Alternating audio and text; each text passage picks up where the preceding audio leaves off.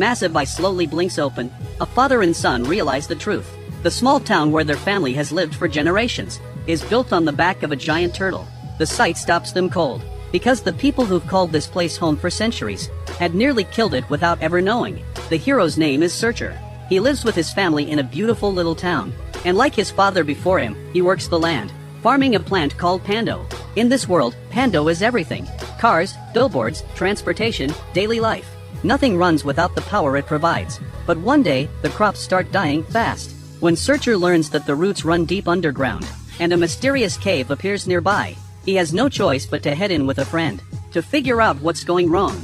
They've barely made it inside when they discover Searcher's son, Ethan, has snuck along for the ride and brought the family dog with him. With no other option, Searcher lets the boy come. Then out of nowhere, a flock of vicious red birds attacks. The ship goes into freefall. It looks like the end, until they crash through into a wild, colorful world below.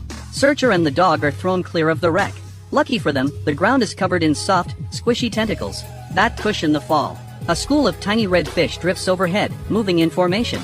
As Searcher sets off to find the others, he spots a small blue creature. It slaps him across the face, then bolts. Searcher and the dog give chase, but the little thing calls in backup, a giant spiky beast. It lunges at them, tentacles flying, ready to swallow them whole. Then a wild man drops in out of nowhere, pulls out a flamethrower, and drives the creatures off. When he takes off his hat, Searcher freezes. 25 years ago, his father vanished on an expedition. Searcher had always assumed he was dead, but standing right in front of him is Jaeger, his father. Jaeger thinks he must be dreaming, until Searcher pulls out the compass his father once gave him. That's when it hits Jaeger, this is real. The two set off to regroup with the others. Along the way, Jaeger burns through the brush blocking their path, not noticing the little dinosaur-like creature trailing behind them, dropping tiny yellow mushrooms in their wake. Wherever the flames had scorched, the mushrooms bring it back to life. Then Searcher steps on something strange and gets swallowed whole.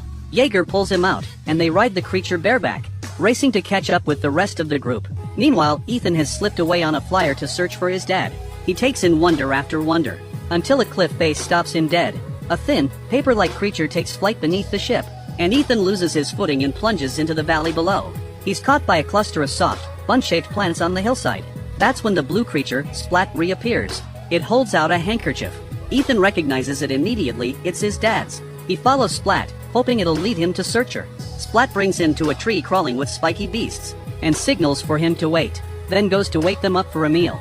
But the beasts are all in a food coma and won't budge. By the time Splat turns back around, Ethan has wandered off, toward the wreckage from the crash, where crates of Pando have spilled out. He starts collecting them, just in case. When Splat tugs at him, it accidentally touches the Pando and gets shot.